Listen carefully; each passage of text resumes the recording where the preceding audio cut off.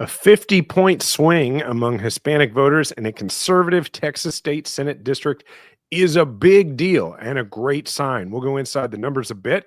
Like the Grinch hearing carols and trying to stop Christmas from coming, special elections and terrible polling has Trump back to trying to find a way to keep elections from coming.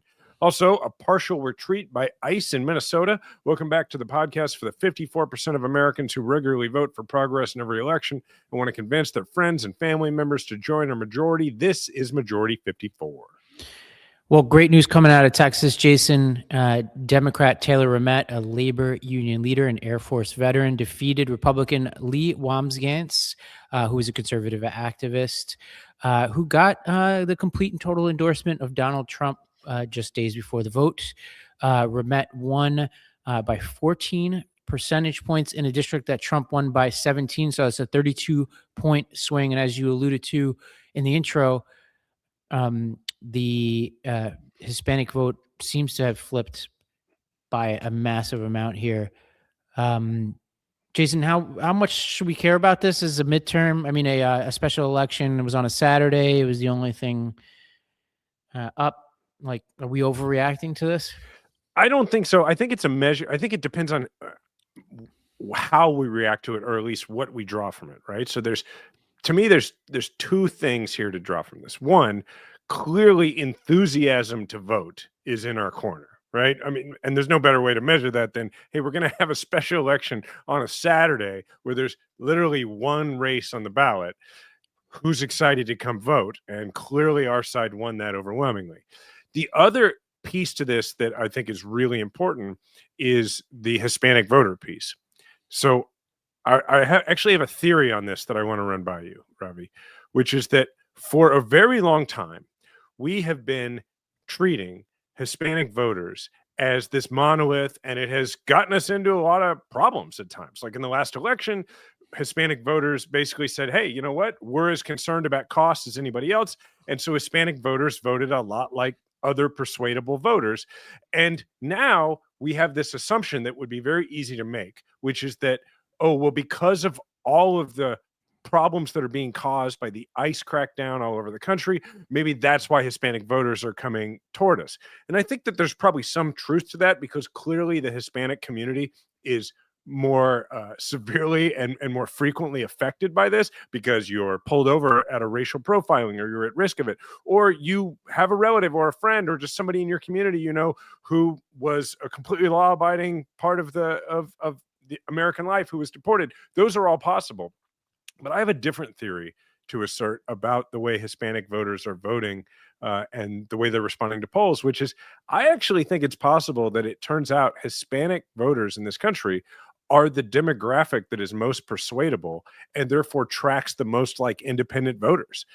I think that they're not a monolith. Hispanic voters come from all sorts of different backgrounds, all sorts of different countries originally by lineage. And as a result, I actually think that they're behaving in a special election like this one in Texas very similar to how independent voters behave. When the president is deeply unpopular, they tend to be the driving force, independent voters. And in this case, you have an election in Texas with a large amount of Hispanic voters behaving a lot like independent voters. Well, Governor Ron DeSantis of Florida had the following to say about this. He said, special elections are quirky and not necessarily projectable regarding the general election. That said, a swing of this magnitude is not something that could be dismissed. Republicans should be clear-eyed about the political environment heading into the midterms. And it seems that the president has taken notice. I mean, he tried to distance himself from this special. He said, I'm not involved in that. When asked about the special election, he says that's a local Texas race.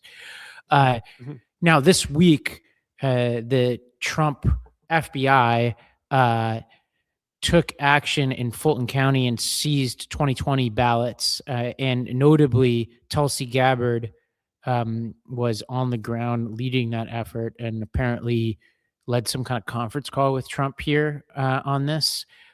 Senator Warren of Virginia had this to say about the raids. These are not the actions of an administration that's serious about election security. These are the actions of an administration clearing away safeguards while simultaneously inserting itself into domestic investigations, seizing election materials as they did in Georgia, and publicly calling for Republicans, again, to take over and nationalize voting in multiple states.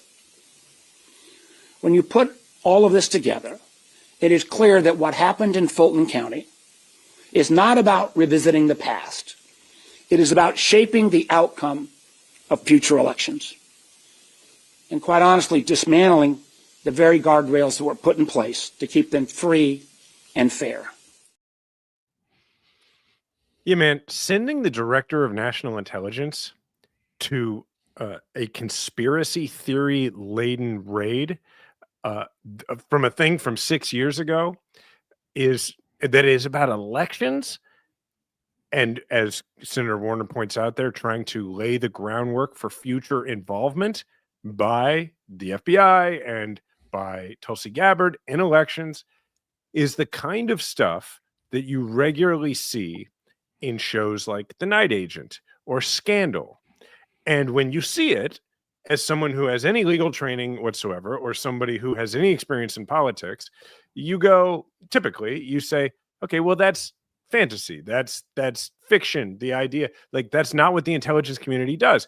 But it would always be frustrating when you'd see it, because it feeds into this conspiracy that exists out there that, the CIA or the intelligence community writ large is messing around in our elections and our votes don't matter.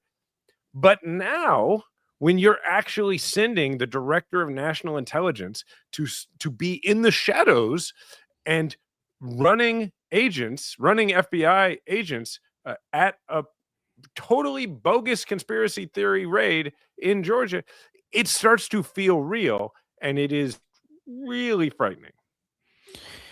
Yeah, and Trump went on the Dan Bongino podcast and called for the nationalization of elections. His press secretary tried to walk that back, and then he doubled down on it.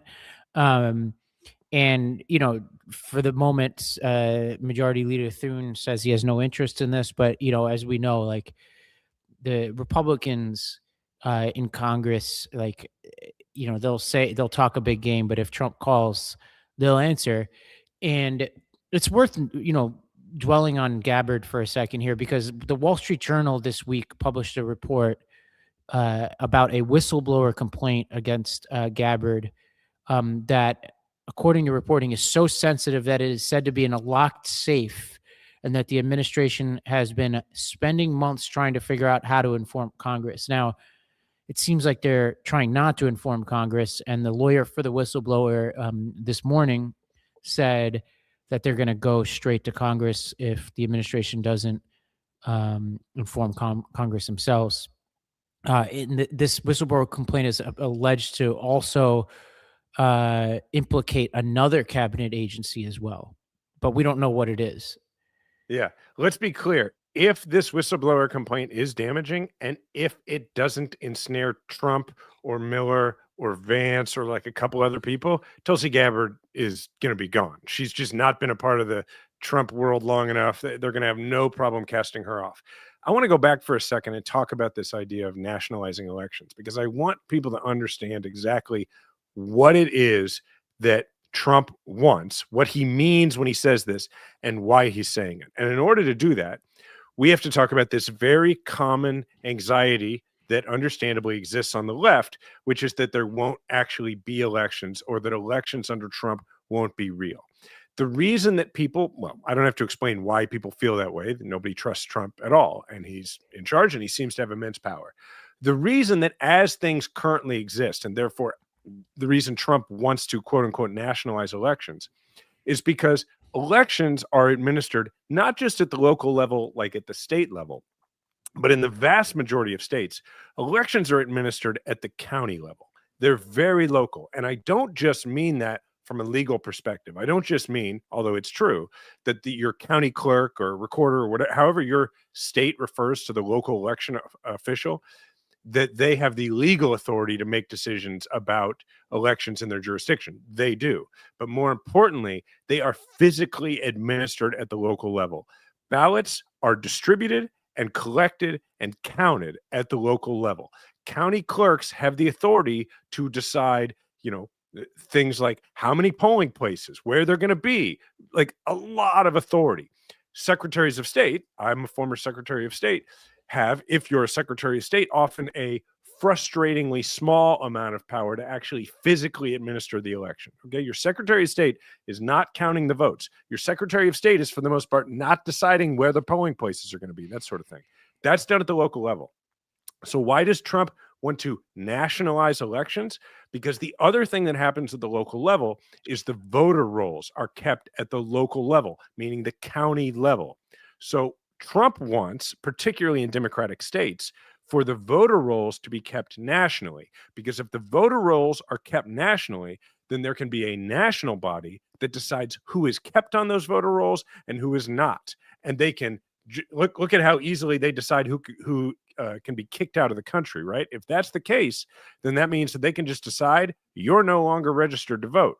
They can't do that directly right now because they don't have control over the voter rolls.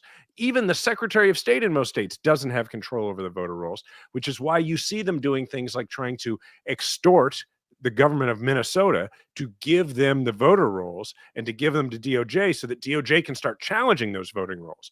The next step would be for them to actually control the voter rolls at the national level. Now, this is getting a little long, but let me land this plane by telling you a story. Keep in mind that right now what Trump and some of these Republicans think is that voting rolls should be kept and that elections should be administered at the federal national level because they control that. When I was elected Secretary of State in 2012, I took office in January of 2013. One of the very first things that I did was I went to the National Association of Secretaries of State conference. And that's where I had met him before, but that's where I first tangled with a guy named Chris Kobach, who people are probably very familiar with. And we tangled for several days at the National Association of Secretary of State conference because Kobach had a letter he had drafted that he wanted all the secretaries to sign, which said that elections are always to be administered at the local level and that the federal government should stay completely out of them. The reason he was saying that is because the Obama administration had been filing lawsuits through the DOJ against Republican secretaries of state who were purging the voting rolls and or putting in new voter ID laws to make it harder to vote. So when they did not control the DOJ or did not control the federal government, they were very much of the belief, led by their main voting and immigration guy, Chris Kobach, that elections should always be physically and legally administered at the local level. And now that they have the White House and the Supreme Court, they have completely reversed themselves and believe that elections should be done at the national level. Well, Steve Bannon jumped into the fray, Jason. Here's what he had to say. You're damn right. We're going to have ICE surround the polls come November. We're not going to sit here and allow you to steal the country again. And you can whine and cry and throw your toys out of the pram all you want, but we will never again allow an election to be stolen. Yeah. Do you, Ravi, I'm curious, do you for 1 second believe that Steve Bannon actually thinks that the 2020 election was stolen? No. No, me either. No. Me either. And you know what? If for some reason he does, which I don't believe he does, I definitely don't believe that he thinks it was stolen by undocumented migrants, which just goes to prove the point that he views ICE as what it is, which is a secret police force that will scare everybody away from the polls. Well, let's stay on Bannon for a second because it's a perfect bridge to our next topic, which is Epstein. Because when Steve Bannon, man of the people, populist firebrand, was all over these files. There was even a video file of him prepping Epstein for a 60 Minutes interview that, by all accounts, was fawning and sycophantic. And so this is who these people are. This is what the populist MAGA right is that they're they talk a big game. We get globalist elite from Bannon, I think. Mm-hmm. Yeah, I believe meanwhile, whenever the globalist elite let them into their club, or even let him, like at the doorstep, he turns into a sycophantic fanboy. And there's a whole lot of Bannon in there. There's a whole lot of Trump in those files. There's a whole lot about a lot of people. And, I wrote about this, Jason, for my Substack, just about people should read it. It's a great piece. Oh, so yeah, people can read it. It's free. You can go to realravigupta.substack.com. And basically my point was, we'll get to the politics of it. But before my initial reaction was, This guy, Epstein, who has no discernible skill set or accomplishments, like he didn't start a company or invent a new thing or create any wonderful works of art or make any scientific breakthroughs, had, whether it was, prominent leaders of the Democratic and Republican parties. I know we emphasize the Republican part of it because there's a particular overlap with the leadership of our country right now who are trying to bury these files. But, Larry Summers and Steve Bannon, Kathy Rumler and Lutnick. I mean, it's like, and then he had the British royal family, the Norwegian royal family, Harvard professors, financiers, Bill Gates and Elon Musk and Peter Thiel. I mean, this guy had everybody eating out of his hands, and you're left wondering, how did this happen? Right? There's a political part of it, but then there's like a part of it that's just like about American and global society. It's really a global story. And my point in the piece was, it's about two things. One is this sense of exclusivity. Like whenever you're like somebody has something like a private island that they're going to let you on, people do weird things to try to get on that island, even if they're otherwise successful, accomplished people. And then two is that there's something uniquely rotten about the elite levels of our society. And that gets to a little bit of the politics, which is, what we have had over the past 20 years is a political back and forth where the Republicans criticize the elite parts of Democratic politics, and then we criticize the elite parts of Republican politics. And the truly successful movements have been, Obama to a certain extent, although we became the elites for sure, if I'm being honest.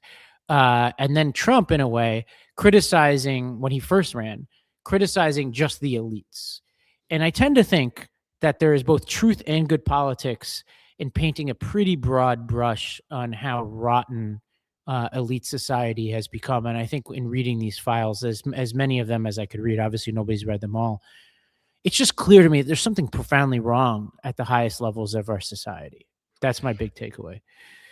What I loved about what you wrote is that it was a reminder that it is very alluring to be, I mean, obviously there's the pedophilia, disgusting sex stuff in this, which I'm not setting aside in any way. It's just that it's awful and terrible and hideous all on its own. It doesn't need any help being, we don't even have to talk about how absurd and awful that is and how anybody who was around that, regardless of their political stripes, should have understood you need to not be there, right? Right. The other piece, as you look at the collection of people that Epstein seemed to enjoy putting together, the other alluring piece of this is this idea that when you are with this guy, you seem to be around people who you want to tell people you were around, right? Yes. And yeah. And that I think, and what I loved about your piece is that is a life lesson for everybody, whether you are running in an elite circle or not, or whether it's simply at your workplace, there seems to be an in crowd. What you wrote was a reminder that quote unquote elite group of people is not actually that likely to be more impressive or sophisticated than your group of people. And you can get seduced, no pun intended, by the idea of being in that room. And because when you look, there's all the hideousness of what was happening with Diddy. There's all the hideousness of what was happening with Epstein. But what they have in common, other than the hideousness, is that they were collecting bold-faced name people. And they were making a concerted effort to network and collect those people from around the world so that they could advertise to others that those people would be physically where they were. And then they could use that as some sort of validator. And I think your point was, which I really liked, was think twice before you become that. Yeah. And whether that's of any value at all, and whether you want to risk being around terrible things just to be around people who society has pointed to and said they are somehow appealing. Yeah, and I think like the Epstein thing is such an extreme example that it feels out of grasp for a lot of people. But I think every town and city and neighborhood has their own version of this. Mm-hmm. There's always that person who has the nicer boat than everybody or the bigger house, and you'll be invited over, and you'll say to yourself, I wouldn't spend time with this person otherwise, and then the but is, but they have a nice house or they have a nice boat or whatever. And I think like everybody needs to ask himself at a certain point, it's like, these things don't present themselves as like stark moral choices. It's like rarely will it be this person's a registered sex offender with an island. Like that is like that is always like a written, like that would be like a moral test that would be comically cartoonish if you were to just kind of make it up out of thin air. But these moral tests come at you in all kinds of ways, and wherever you are, you know what they are. It's the person and or group of people who make you somewhat uncomfortable, but dot. They have the cool club, they have the good golf course, they have the big boat, they have the backyard, everybody likes them, they throw great parties or whatever. And part of what I'm saying is give yourself permission to just say no. You're not missing out on anything. Like those are not comfortable places to be. Wherever they are, you'll just be uncomfortable. And I profile one particular person, which people could read about it, who I think particularly went adrift. But back to the politics of it, and people could go to realravigupta.substack.com for that. But the politics of it are still here, and Trump continues to try to deflect here. Obviously, they released these on a Friday afternoon on purpose. Trump's name was all over it, even with his own Department of Justice, no doubt, pulling whatever BS behind the scenes to Lord knows what, shield us from what else is out there. Trump was asked by Caitlin Collins about the files and the victims, which we need to keep front and center, some of whom were their names and photos were released as part of the release, which is a real mess. But here's this exchange between Caitlin Collins and Trump.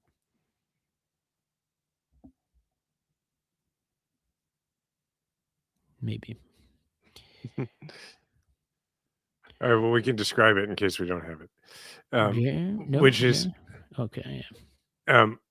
So Jeremy's trying to find it, I think. Okay. But it was one a lot of people have seen where she asks him about the Epstein files, and rather than answer, he does his move where he goes on and on about what a terrible person she is, and his move that he in particular uses with female journalists, which is to say she's a nasty person, and he over and over talks about how she never smiles.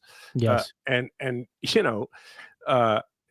the world in which he has grown up in, and the circles in which he runs, he is either unaware or more likely just doesn't care that when women see somebody say this person never smiles, they know exactly what kind of a person they're dealing with, because they're told so often by creepy old men that they should smile.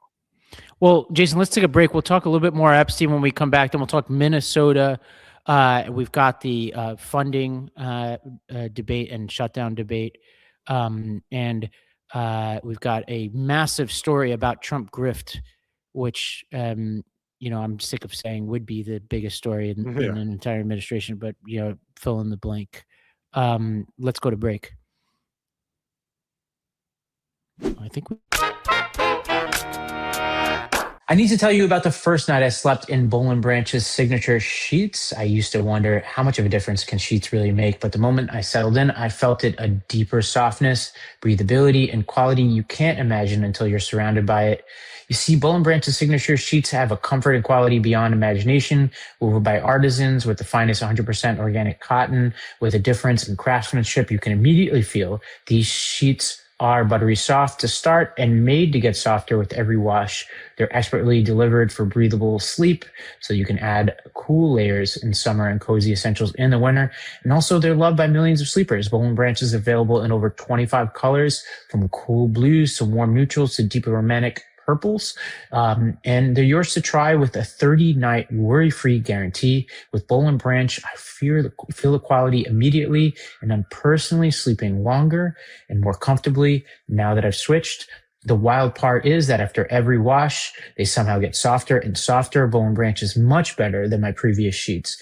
Discover a softness beyond your wildest dreams with Boll & Branch. Get 15% off your first set of sheets, plus free shipping at bollandbranch.com/majority with code majority. That's Boll & Branch, BOLL and branch.com/majority, Code majority to unlock 15% off. Exclusions apply. Starting something new isn't just hard, it's terrifying. So much work goes into this thing that you're not entirely sure will work out, and it can be hard to make that leap of faith. Trust me, I know. I've started a bunch of different things, a bunch of businesses, a bunch of podcasts, even some schools.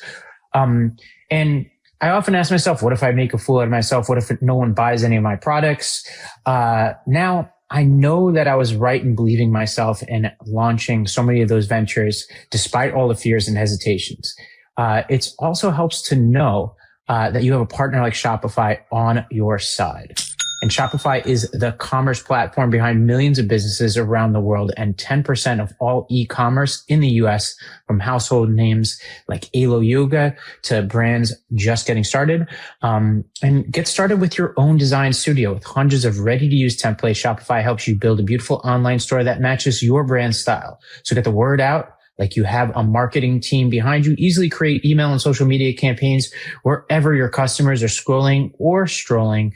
Best yet, Shopify is your commerce expert with world-class expertise in everything from managing inventory to international shipping to processing returns and beyond. And what if you get stuck, you may ask? Shopify is always around to share advice with their award-winning 24/7 customer support.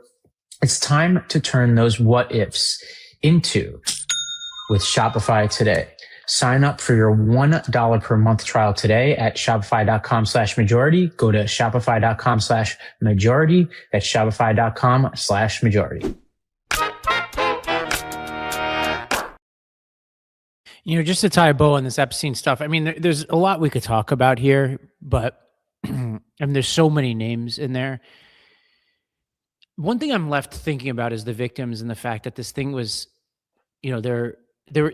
I think we shouldn't be deluded into thinking that this is costless, like this whole exercise. First of all, we've had countless lawyers and FBI agents tied up on this project. Mm-hmm. They release it late, and we're all calling on them to release it late, and then they release it with all these mistakes in it. And the partisan response would be like, you just need to be better. But that would also just mean more prosecutors and FBI agents on this and not other things like Savannah Guthrie's mom, right? I was thinking about that today. Yeah. I'm like, you need people working on this kind of stuff. So although I support the release of these documents and accountability, we can't pretend like this isn't costless. The victims have been disgraced again, some part because of the way they were released with the lack of redactions, also because there was no coordination with them on Friday. That's Trump's fault, obviously. They're being re-victimized all over again.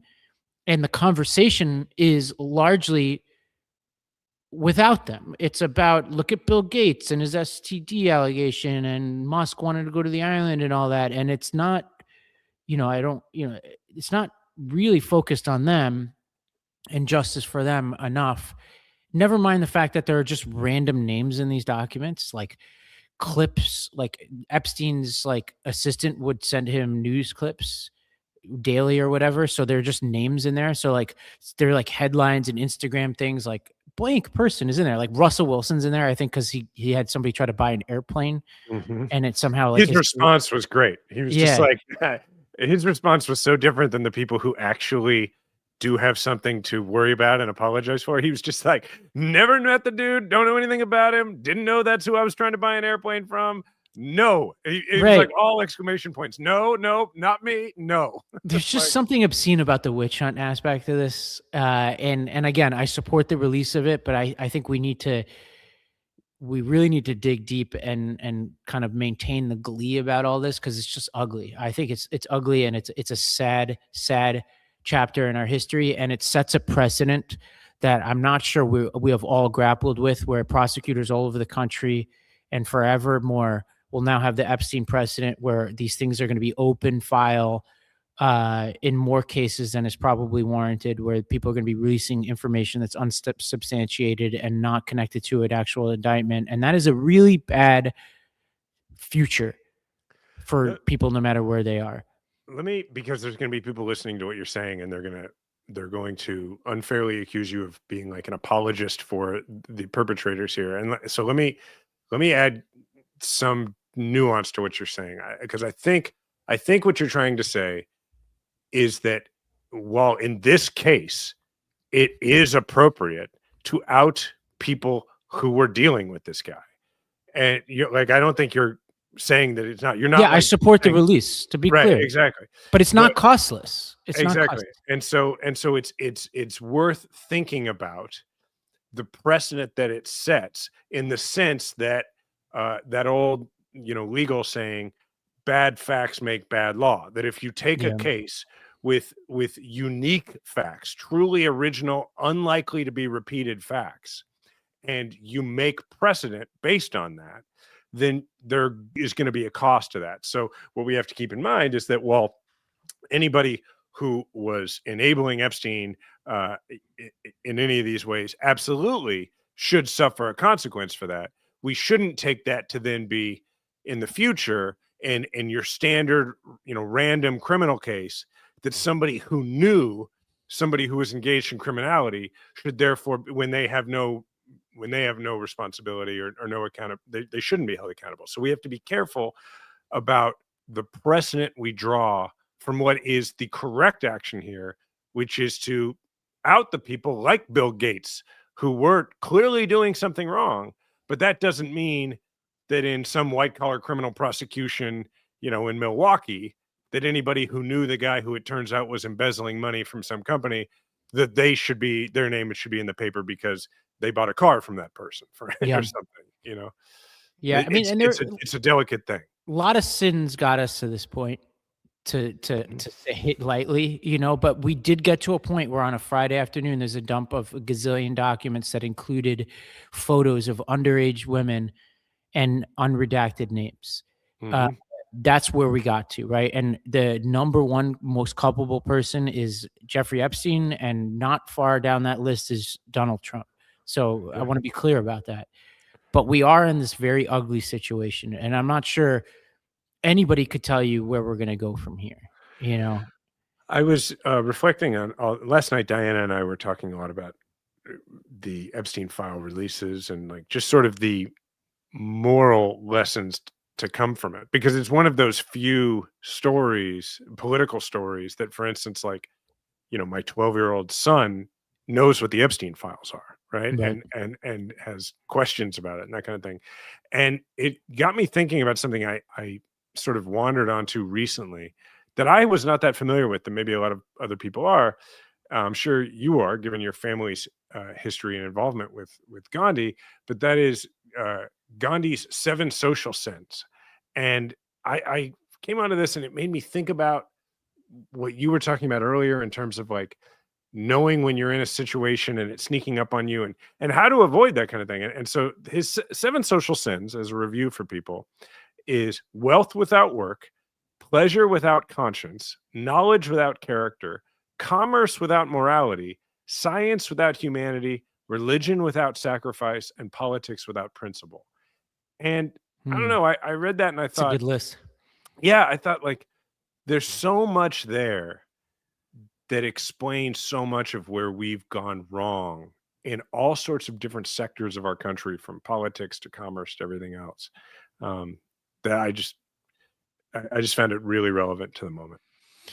Well, amen to that. That's a good place to end there. And yeah, I totally, like, I think it's clear at this point, I support the release. I'm just pointing out some very unfortunate aspects of where we are today. Minnesota. So this morning, the Department of Homeland Security announced that they're going to reduce their presence in Minneapolis by 700 agents. But this means 2,000 will remain in Minnesota. And that's well above the 150 originally assigned to the state. I continue to think that these are not major victories.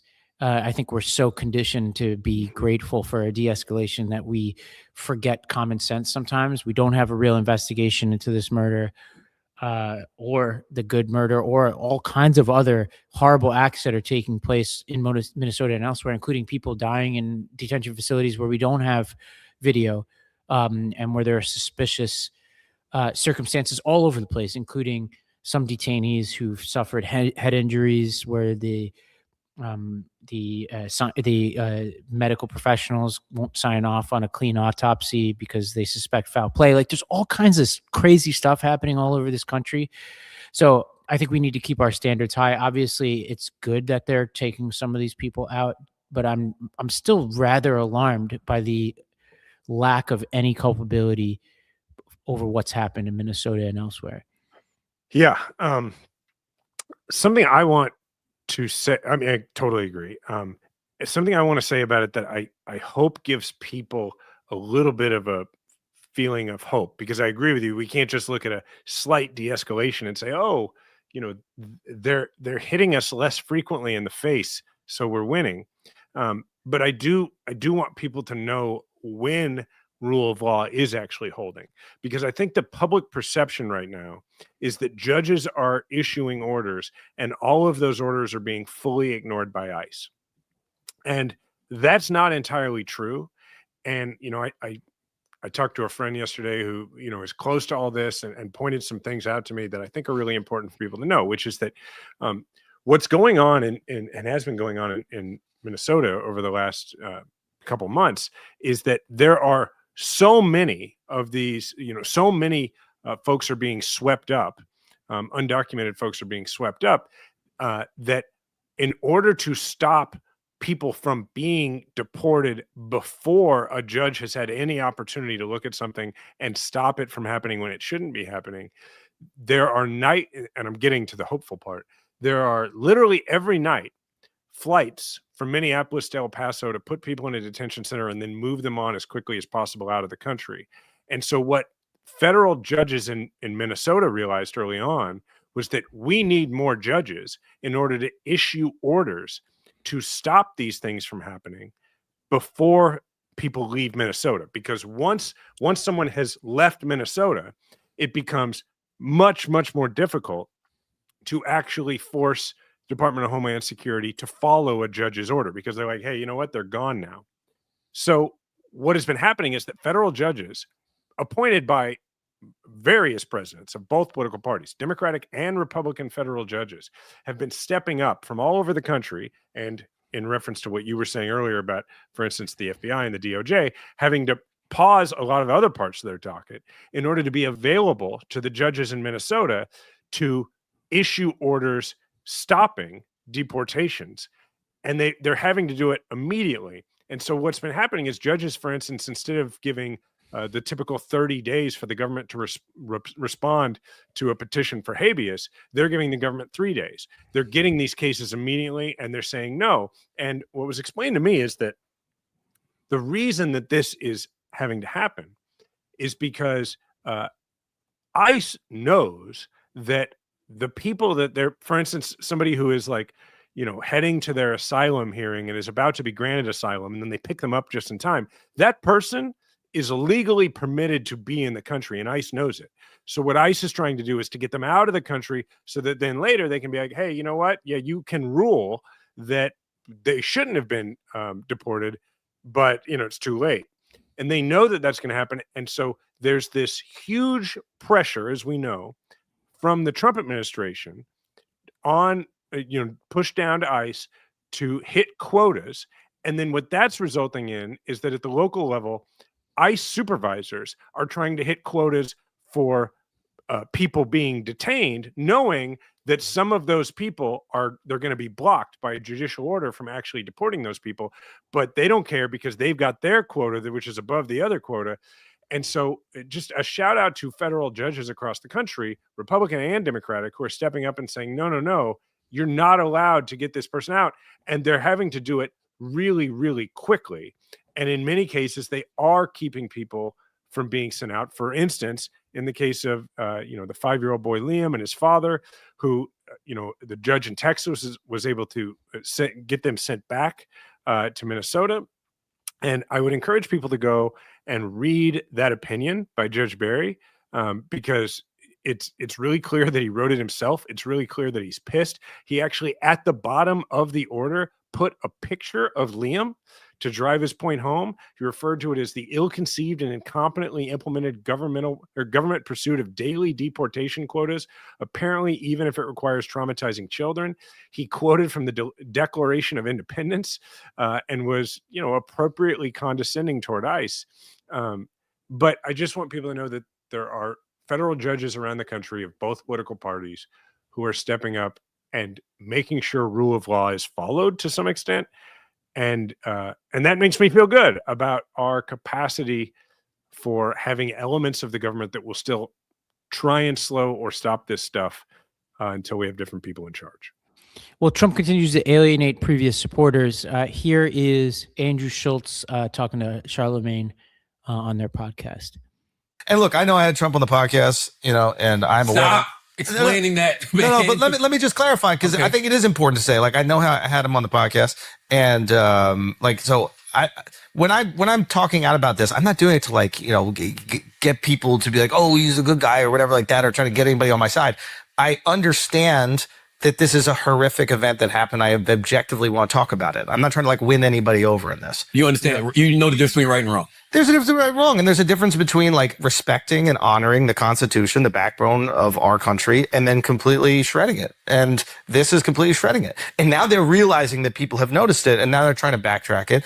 But by the way, he's been wiping his ass with the Constitution. Sure. And I've been on record a million times saying when he said we should terminate the Constitution to overthrow the results of an election, shit like that got to be disqualifying if you're running for president. So here's a perfect example. So it's I know that there are people sounding the alarms about this. When I saw these last few weeks in Minnesota, I didn't think it was possible to happen in the United States of America. I'm being 100% serious. To white people? No, to anybody. But you've seen it happen to black people. Exactly. Yes, to white people. It's okay to say that. No, it is. But it's okay to say that. I don't. I mean, I didn't know that this was possible to happen in the United States of America. And what I'm specifically talking about with this situation here, and not only this one, but also what we've seen ICE doing, entering homes without warrants, arresting people. It is unconstitutional. And they've done this weird thing where they have a federally administrative warrant, which is some bullshit. It doesn't even allow you to actually have access into a home. Yeah, they're trying to find ways around the system. And what that says to me, when you're willing to shred the Constitution to preserve it's not only your power, but your ideas of what should happen, it is incredibly un-American. I hope when people see this clip, they pay close attention to Charlemagne's comments and his general demeanor toward Schultz. Because what he is doing there is he is making his point. He is making sure to underline certain parts. He is holding Schultz accountable. But what he is not doing is saying, I told you so. He is not being explicitly judgmental. He is not trying to punish or rub it in Schultz's face. He is trying to welcome him while also, still making clear he has understood this all along. And a lot of people have understood it, but he's not doing it in such a way that would alienate Schultz. Before the right was successful in making the term woke a toxic, unusable term, there was a very useful phrase that people would sometimes use, which is that the woke need to make room for the still waking. And I think this is a good example of those of us who have understood for a long time how dangerous and horrific Trump's approach is, and the Trump administration is, need to be open and welcoming to the people who are just now realizing it, simply because it's math. And if we're going to win, we're going to need those people. Well, one last piece on immigration. Cato, which is a libertarian-leaning think tank, issued a report on the economic impact on immigration since 1994, and this is jarring. They said immigrants, legal and illegal, reduced U.S. deficits by $14.5 trillion from 1994 to 2023. Without immigrants, the deficit over that period would have been $48 trillion. With them, it's been about a third less. Immigrants have generated a fiscal surplus every single year since tracking began in 1994. People might wonder why immigrants are so positive fiscally. Well, one, they pay more in taxes than they receive in benefits, primarily because they work at higher rates than the general population. 2 is despite lower hourly wages, higher employment rates mean higher per capita income and tax contributions. 3, immigrants accounted for 14% of tax revenue, but only 7% of government spending during this period. The savings come from a number of factors. One is immigrants use less Social Security and Medicare because they usually arrive too late to run the clock on those. They arrive on average at age 25, so they don't take up educational resources as much as native-born Americans. And despite higher poverty rates, they use roughly average amounts of needs-based assistance because they are ineligible in most states for programs, or in many states for programs. And they also found that low-skilled immigrants reduced the deficit by $2.8 trillion, undocumented immigrants 1.7 trillion. And without immigrant contribution, Jason, the U.S. public debt would already exceed 200% of GDP. Those are super compelling and also common sense facts, right? I mean, like, people come here to work. Nobody is trudging through, a South American desert or through Mexico or across a border to sit around. That's not what they're doing. They're putting their life on the line in order to earn income. And that's what they do when they get here. Well, in other news, Jason, Scott Galloway has called for an economic boycott of sorts, really an unsubscribe movement. Here's a clip of him talking about this. So, Scott, can you just explain what this resist and unsubscribe movement is? It's an effort to sort of hit the president and the administration with a message that's not only right, but effective. And that is, I think our secret weapon hiding in plain sight is that the president doesn't necessarily listen to the courts, to citizenry. What he listens to is the markets. And if you look at when he's pulled back from ideas around annexing Greenland, or when he's pulled back from tariffs, it's been when the bond market collapses or the S&P goes down.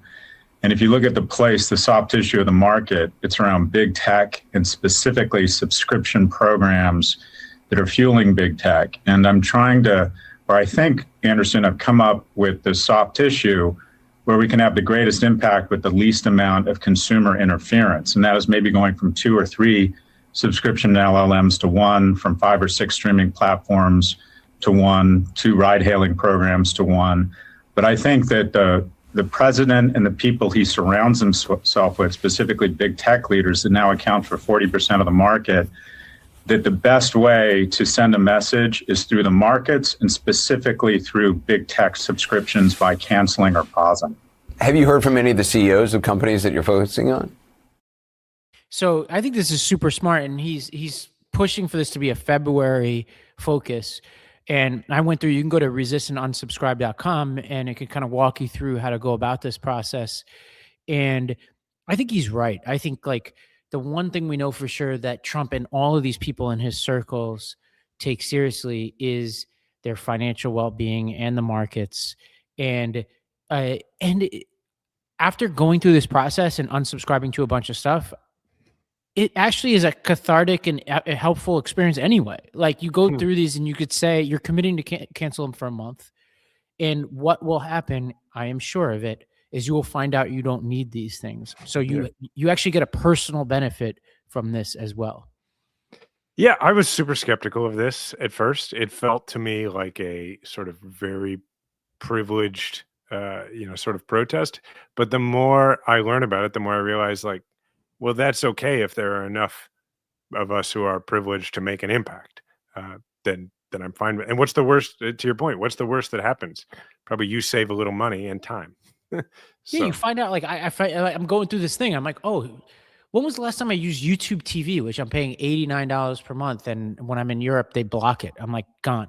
I won't name the streaming services, but I had a bunch of streaming services, and I went through them all, and I'm like, is this really making my life any better? And how many of these could I just crib off of somebody else when I need it? And so I went through it. I'm like, whoa, not only did I, like, participate in this mass movement, but I saved a ton of money. So I'm like, I think it's worth it for everybody to get involved. Like, I think it's, you'll find it both personally useful, but also I think the theory of action is sound. I think it really makes sense to me.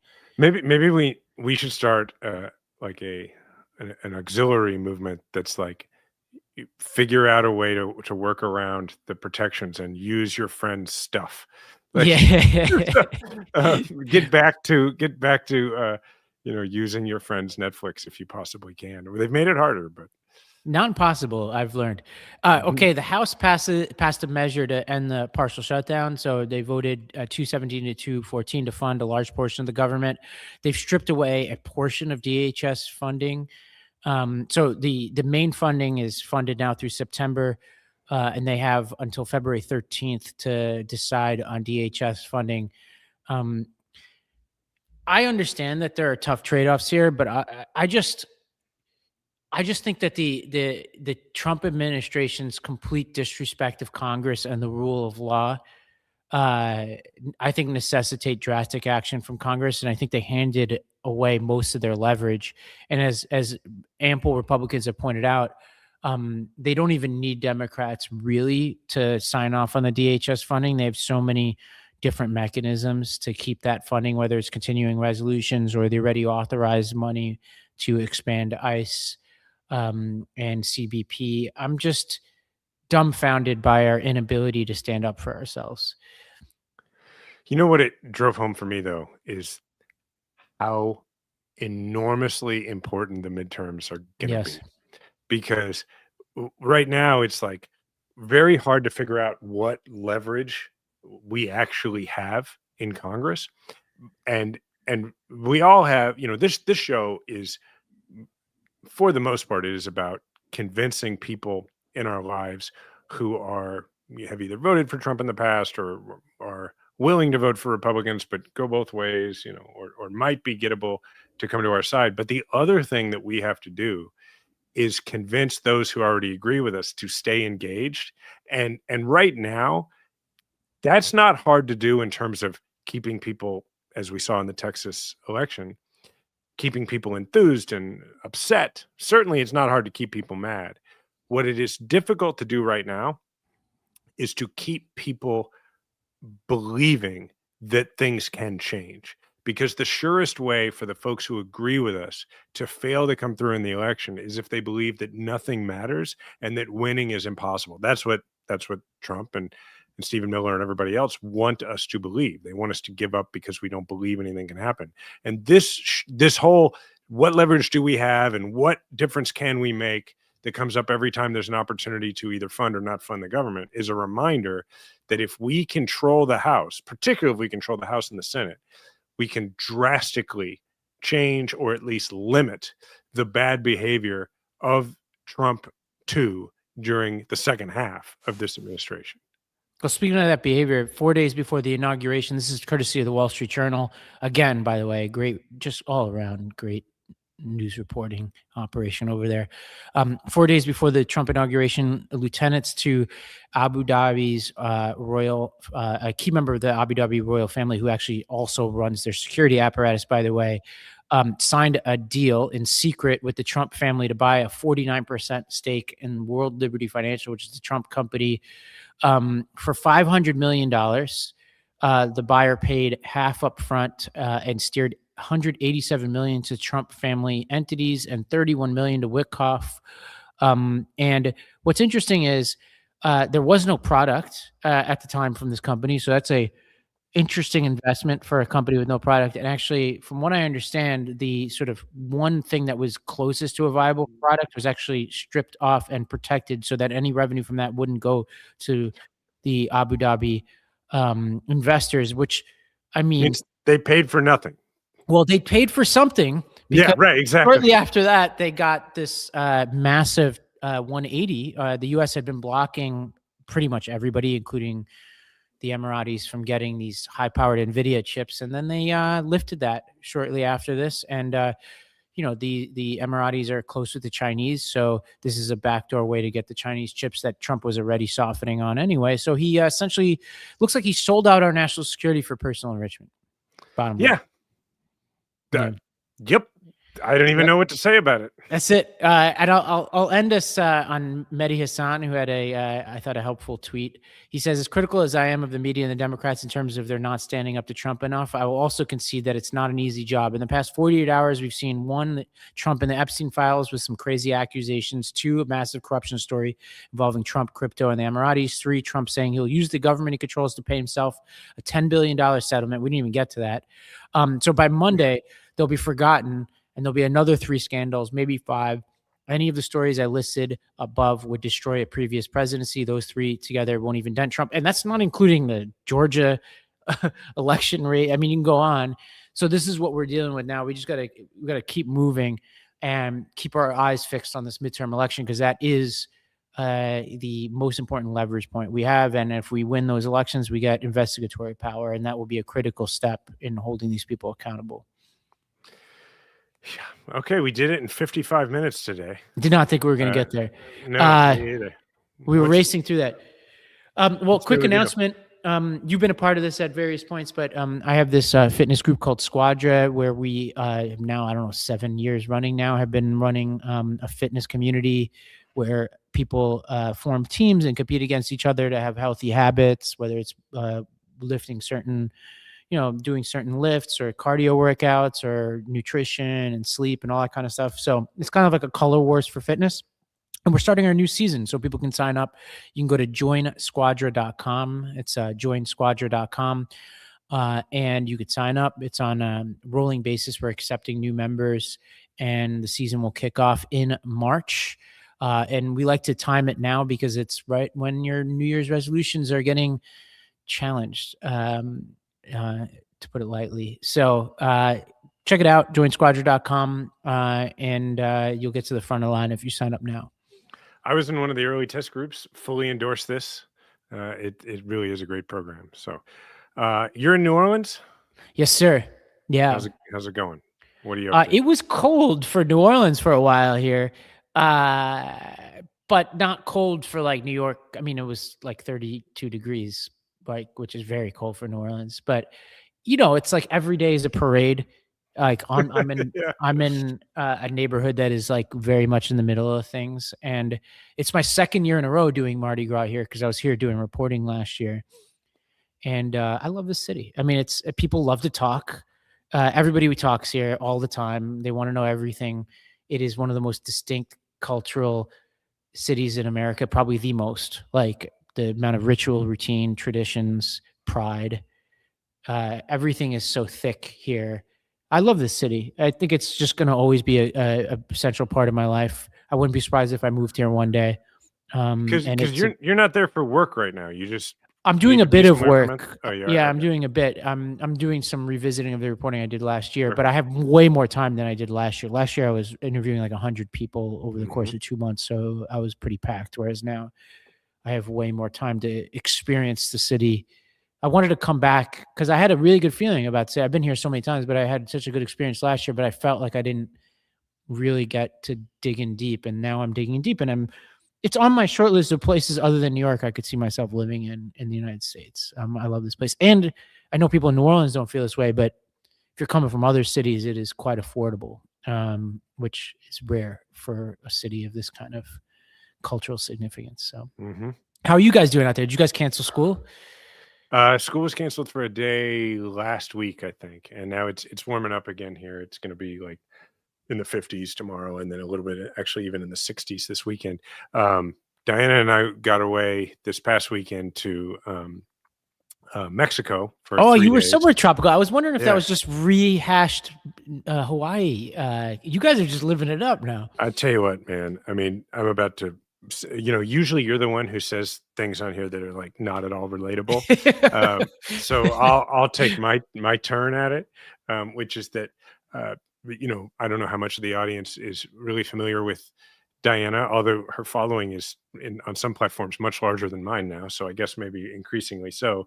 But as you know, my wife is a author and professional speaker. She does she travels and does a lot of gigs, even internationally now. And I have been telling her lately, like, this is a glitch in the game that she has discovered. She's worked really hard and is incredible at this. And she's like in the top 1%, internationally, of like paid professional speakers. She speaks on business innovation. And lately, like this, how it's affected me, in addition to the fact that obviously it's great for our family and our household, in terms of she earns well out of it, is that sometimes these are in really incredible places. And like in this last example, they wanted her to come out and give a speech, and she What part of was, Mexico was it? it's this resort that's like an hour, like 45 minutes west of the Puerto Vallarta airport. So basically Oh, Puerto nice. Vallarta. And so they wanted her to come out and give a speech, and she was like, okay, I'll do it. And instead of my full fee, how about you just give us, my husband comes with me, and we, instead of me just coming in for the night and then giving a speech in the morning, like, can we have a room at the hotel that you're booking? And we get like 3 nights, and we're just there to vacation for a couple days beforehand. And, we have kids that are 12 and 5. We don't get a lot of we don't get a lot of time. It's just the two of us. And it was just amazing. Like I'm a pretty busy person, and so is she. And so just we sat on a beach or worked out or hung out or watched movies or read books for 2 straight days. It was surreal watching your YouTube. I felt like I was on the other side of what I was like watching it. I was like, wait a minute. I was like, what's going on here? And it's amazing. And it's like, it just feels like, and Well, I'm one of so, these days, I'm we'll so get you to grateful. Costa Rica. Yeah, I was really, we both were really it was like an opportunity to stop and take stock of just how, not just because she has this great career she's developed that allows us to do things like that, but also just like, we talked about how great our kids are and how great, everything is going for both of us. And, we're 44 years old, there's going to be challenges in the future, and that kind of thing. It was just like a really nice weekend with this person who, has been my best friend since I was 17, to, stop and be like, man, how incredibly blessed are we. It was just a really great couple of days. So. Well, that's awesome. It's a good place to end after this parade of horrors that has been this episode. Absolutely. So, absolutely. awesome. Well, thank you to everybody for listening. You can find Ravi everywhere at Ravi M. Gupta. You can find me everywhere at Jason Kander. Please leave a 5-star review. Thank you to the Midas Mighty. And remember, we all have a platform. Make sure to use yours today.